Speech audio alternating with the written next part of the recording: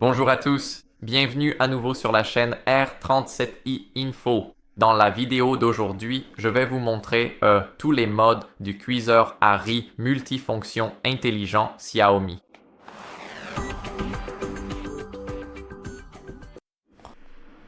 Nous allons donc expliquer ces modes un par un. Tout d'abord, nous avons le riz blanc et le riz complet. C'est assez explicite, on met simplement le riz à l'intérieur et on le fait cuire. Donc c'est vraiment très simple à comprendre.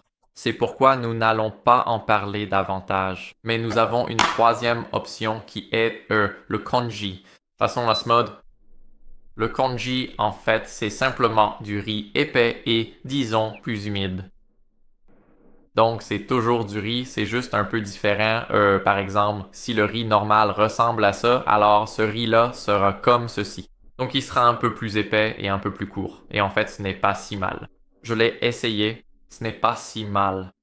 Mais je recommanderais quand même plutôt le riz. Bien sûr, le réglage suivant est la cuisson à la vapeur, et j'ai oublié la soupe, mais on y reviendra plus tard. D'abord, la cuisson à la vapeur est assez explicite. Ici, nous avons un plateau vapeur que nous pouvons simplement retirer et c'est par là que toute la vapeur s'échappe.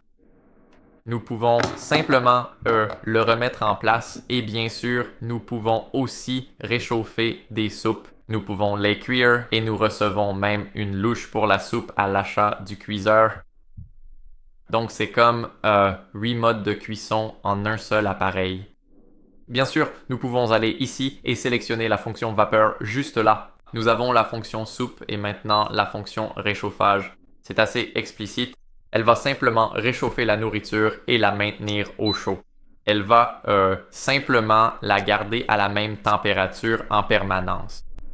Donc, on peut simplement venir la prendre et si c'est désactivé, il suffit d'appuyer à nouveau sur démarrer et cela la maintiendra au chaud.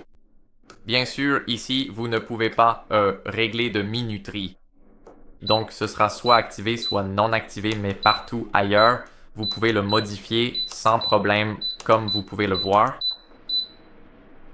Et voilà, c'est essentiellement toutes les fonctions de notre cuiseur multifonction.